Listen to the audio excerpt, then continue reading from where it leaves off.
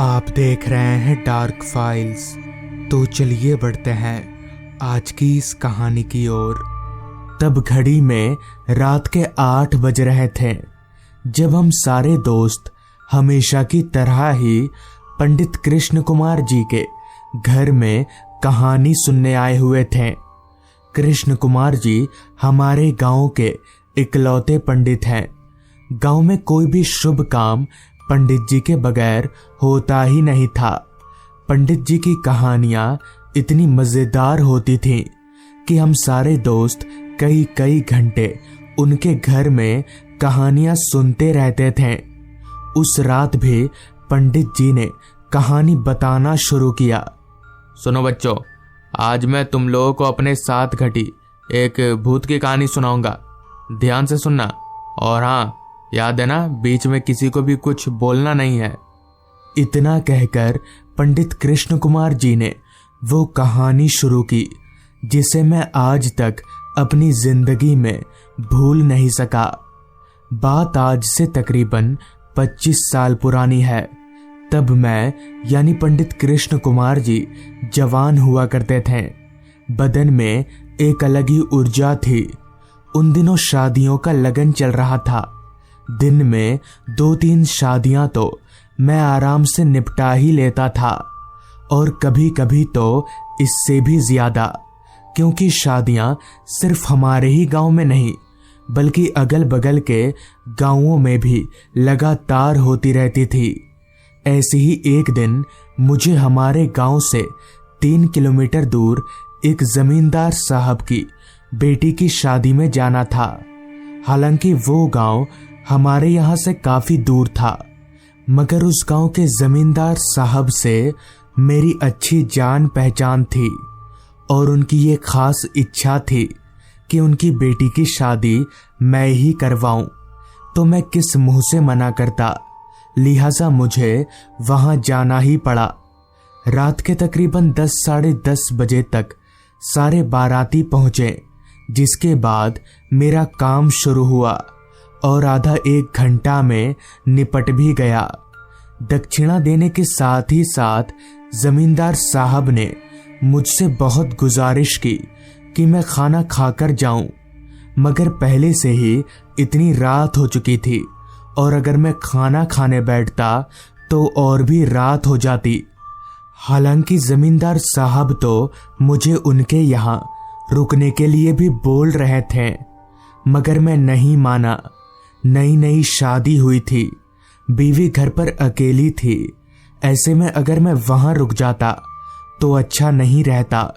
जमींदार साहब के बहुत जिद करने पर मैंने उन्हें खाना बांधने के लिए बोल दिया कि घर पर खा लूंगा, जिसके बाद जमींदार साहब ने फटाफट मेरा खाना बंधवा दिया और मैं खाना लेकर चल पड़ा अपने घर की ओर। रात काफी हो चुकी थी। गांव के उस कच्चे रास्ते पर जिस पर फिलहाल मैं आगे बढ़ रहा था, उस पर कोई इंसान तो क्या, जानवर तलक भी नजर नहीं आ रहा था। अंदर ही अंदर मुझे काफी डर भी लग रहा था, क्योंकि मेरे पास दक्षिणा के काफी सारे पैसे थे। इसलिए मैं तेजी से रास्ते पर आगे बढ़ने लगा। चांद की रोशनी में पूरा रास्ता दिन की तरह चमक रहा था। हालांकि उतना साफ तो नहीं था, मगर रास्ते पर चल पाऊं इतना दिख रहा था। अभी मैं आगे बढ़ ही रहा था कि तभी मेरे कदमों के साथ ही साथ मुझे किसी और के कदमों की आवाज आने लगी। मेरे आगे तो कोई नहीं था। इसका मतलब साफ था कि कोई मेरा पीछा कर रहा है। मैं तुरंत पीछे पलटा तो पाया कि एक काली सी परछाई, जो कि किसी आदमी की थी, वो मेरे पीछे पीछे आ रहा है। एक बार के लिए सर से लेकर पैर तक मेरा पूरा शरीर कांप गया, मगर फिर मैंने सोचा शायद यहीं का कोई आदमी होगा, मेरी तरह कहीं जा रहा होगा। इतना सोचकर मैं कुछ देर के लिए वहीं पर खड़ा हो गया कि पहले उस आदमी को जाने देता हूं। मगर जैसे ही मैं रुका कि वो आदमी यानी वो काली सी परछाई भी एकदम से वहीं पर रुक गई। मेरा डर और भी ज्यादा बढ़ गया।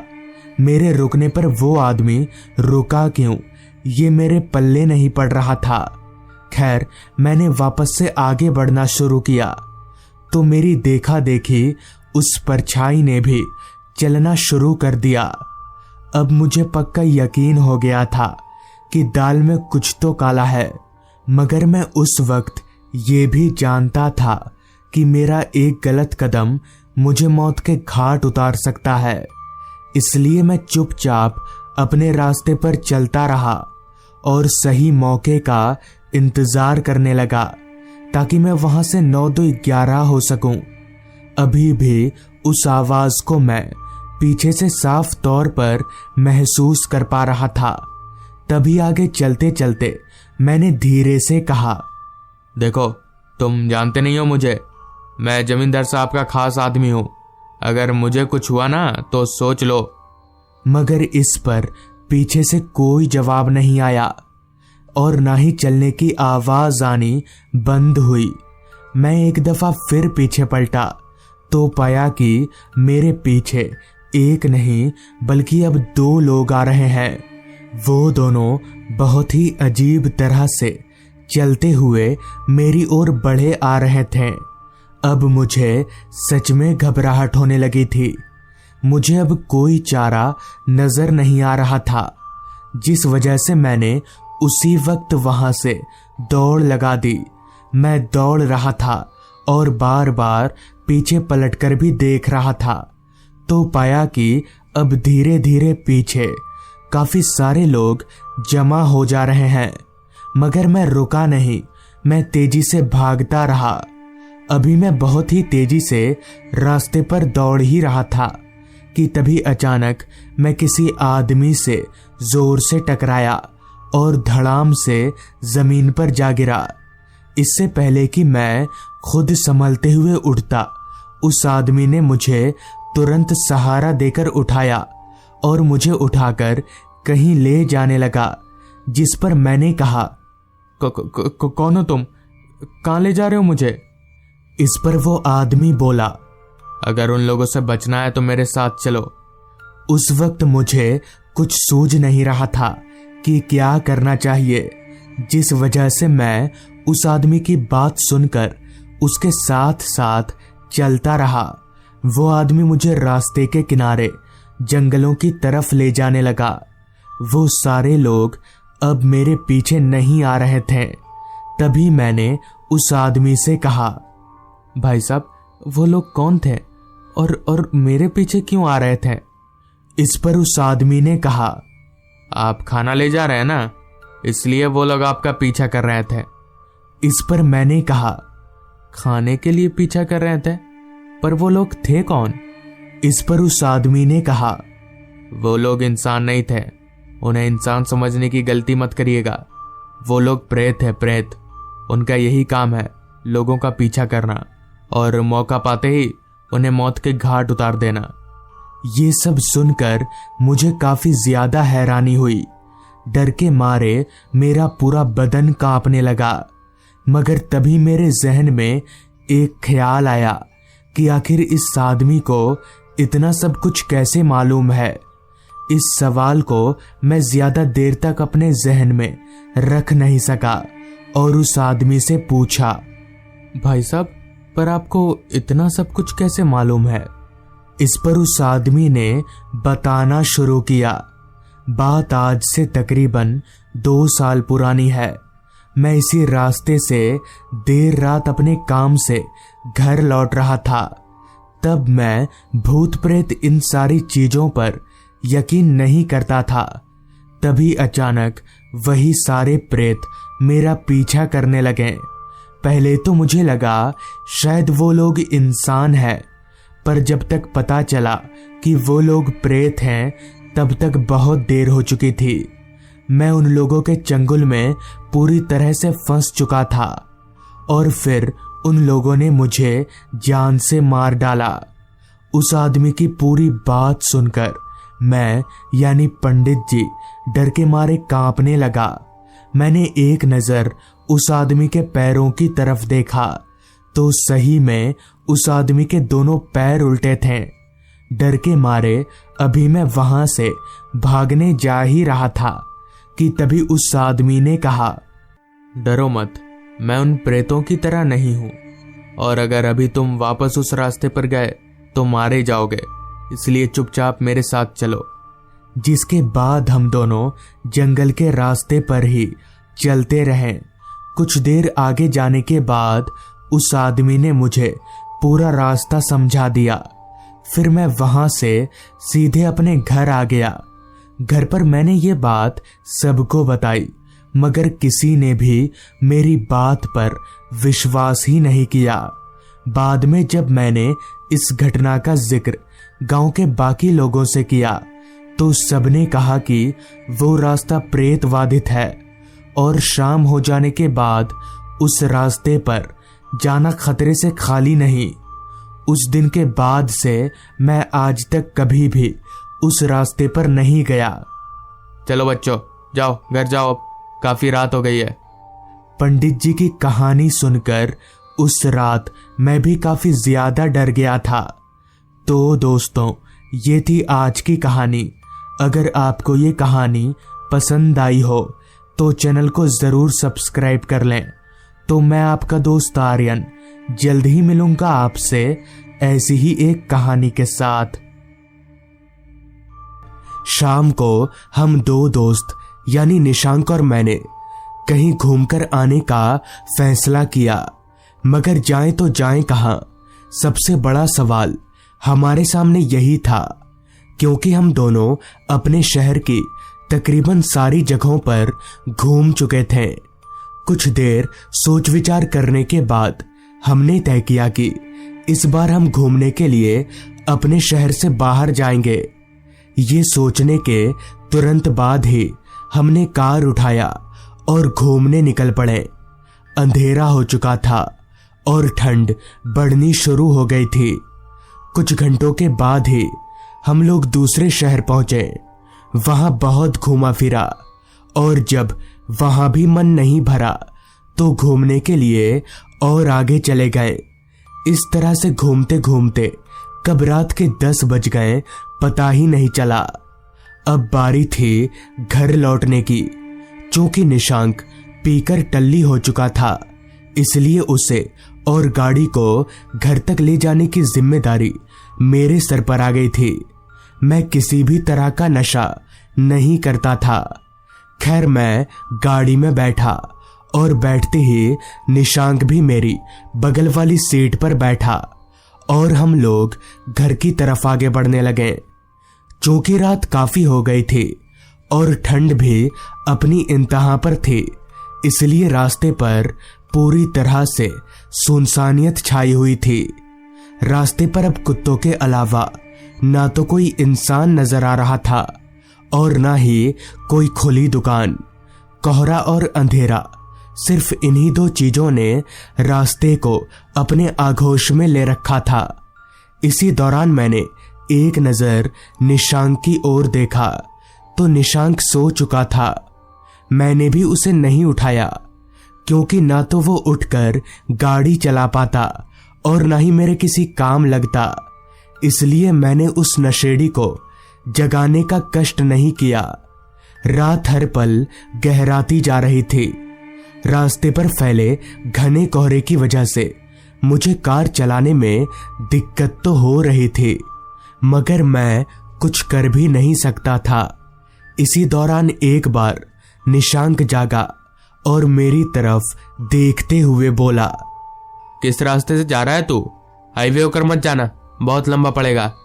काली पहाड़ी वाला रास्ता ले ले, छोटा रास्ता है।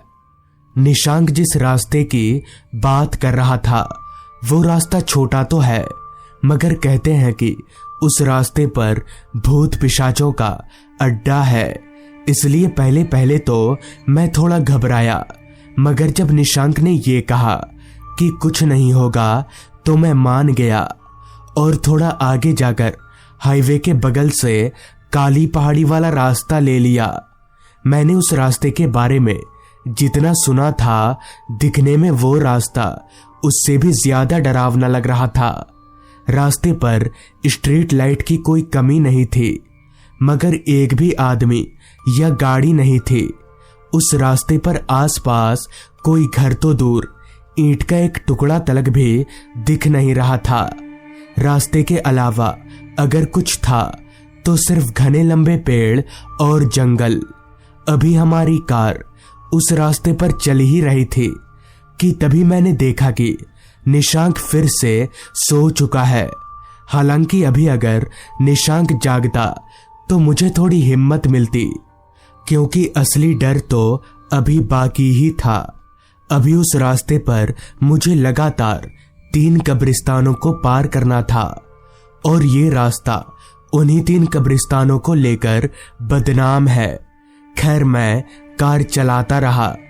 चलते चलते जैसे ही मैं पहले कब्रिस्तान के पास पहुंचा तो मैंने देखा कि उस कब्रिस्तान के उल्टी तरफ कोई आदमी खड़ा है। उस आदमी को देखकर मैं थोड़ा डर सा गया, लेकिन ना तो वो आदमी लिफ्ट मांगने का इशारा कर रहा था और ना ही हमारी तरफ देख रहा था। उस आदमी को नजरअंदाज करके अभी मैं उस पहले कब्रिस्तान को पार कर ही रहा था कि तभी सड़क किनारे खड़ा वो आदमी एकदम से दौड़कर हमारी कार के सामने से होते हुए रोड के उस पार कब्रिस्तान में घुस गया। वो शख्स जो भी था, मगर उसने जिस तेजी से सड़क पार किया था, एक पल को लगा कि वो हवा से भी तेज है। मैं बहुत ज्यादा डर गया, मगर इतनी दूर आकर भी वापस लौट जाना एक तरह की बेवकूफी होती। ऊपर से मैंने एक कब्रिस्तान पार कर लिया था, तो अब सिर्फ 2 कब्रिस्तान ही बचे थे। यही सोचकर मैं गाड़ी को वापस से भगाने लगा। मुझे लग रहा था शायद मैं ही उस 4 किलोमीटर के दायरे में एक जागता हुआ इंसान हूं, मगर मैं गलत था। कुछ आगे जाते ही मुझे रास्ते के किनारे सफेद कपड़ों में एक बूढ़ा आदमी खड़ा दिखा। उस आदमी के सर पर सफेद गोल टोपी थी और चेहरे पर बहुत सारी दाढ़ी। वो बूढ़ा आदमी किसी भी एंगल से भूत की तरह नहीं दिख रहा था और वो हाथ दिखाकर लिफ्ट मांगने का इशारा भी कर रहा था। कुछ सोच समझकर ही मैंने गाड़ी को उस आदमी के पास रोका। गाड़ी रुकते ही वो आदमी मेरी खिड़की के पास आया। खिड़की नीचे गिराने का इशारा किया। मैंने हिम्मत जुटाकर खिड़की को नीचे किया। मेरी खिड़की खोलते ही उस आदमी ने अपनी जेब से कुछ निकाला और उसे अपनी हथेली में मोड़कर उस चीज को मेरे शर्ट के ऊपर वाली जेब में रख दिया और बोला, अपने जेब की तरफ मत देखना जब तक तुम घर ना पहुंच जाओ। ऊपर वाला तुम्हारी रक्षा करेगा, जाओ। मुझे बहुत अजीब लगा, मगर उस आदमी के बताए मुताबिक मैंने अपनी जेब की ओर बिना देखे गाड़ी को वहां से आगे बढ़ा लिया, मगर मुझे अपनी जेब में किसी भारी भरकम चीज का वजन साफ तौर पर महसूस हो रहा था। खैर, मैं गाड़ी चलाता रहा। उस वक्त मेरे जहन में बस एक ही सवाल घूम रहा था कि आखिर उस बुजुर्ग आदमी ने मेरे जेब में क्या रखा होगा और उसने जेब में मत देखना ऐसा क्यों कहा। यही सब सोचते सोचते अभी मैं गाड़ी चला ही रहा था कि तभी मुझे सामने रोड पर वो दूसरा कब्रिस्तान नजर आया। उस कब्रिस्तान के पास एक औरत खड़ी थी। जब कार उस औरत के नजदीक पहुंची तो मैंने देखा कि उस औरत के गोद में एक बच्चा है। वो औरत काफी घबराई हुई नजर आ रही थी, जैसे वो किसी मुसीबत में हो। लिहाजा मैंने तुरंत गाड़ी को उस औरत के पास रोका। मेरी गाड़ी रोकते ही वो औरत तुरंत गाड़ी के पीछे वाली सीट का दरवाजा खोलकर अंदर बैठ गई। तभी मैंने उस औरत से पूछा, कहाँ जाना है आपको और क्या बात है, आप इतनी घबराई हुई क्यों है? इस पर उस औरत ने कुछ कहा तो नहीं, बस हाथ दिखाकर आगे चलने का इशारा किया। उस औरत का इशारा पाकर मैंने तुरंत गाड़ी को चलाना शुरू कर दिया। तब घड़ी में रात के 11:30 बज रहे थे।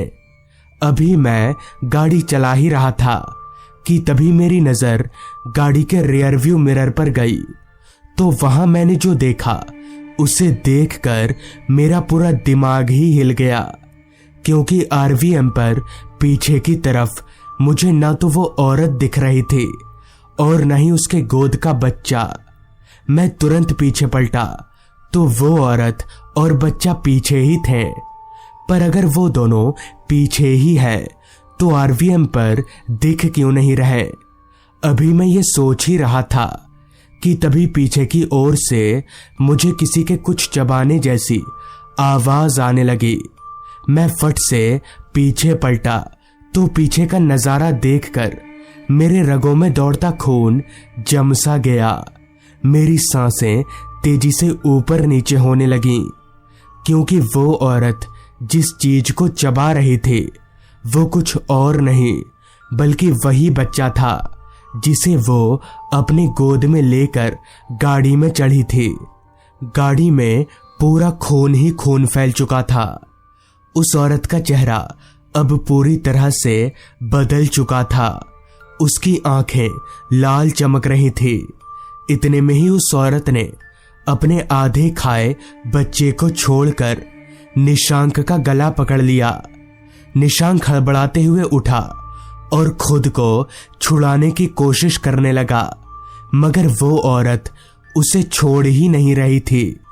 तभी मैं निशांक को छुड़ाने की कोशिश करने लगा और जैसे ही मैंने निशांक को छुड़ाने के लिए उसका बदन छुआ कि वो पीछे बैठी औरत और उसका आधा खाया बच्चा दोनों गायब हो गए। तब तक हम तीसरे कब्रिस्तान को भी पार कर चुके थे। फिर हम सीधे घर पहुंचे और जब घर पहुंचकर मैंने अपने जेब में देखा तो पाया कि वो एक बड़ा सा ताबीज है और शायद उसी ताबीज के चलते उस रात मेरी जान बच गई और निशांक की भी। मगर वो बूढ़ा आदमी था कौन, ये आज भी एक रहस्य है। तो दोस्तों, ये थी आज की कहानी। अगर आपको ये कहानी अच्छी लगी हो तो चैनल को जरूर सब्सक्राइब कर लें। तो मैं आपका दोस्त आर्यन जल्द ही मिलूंगा आपसे ऐसी ही एक कहानी के साथ।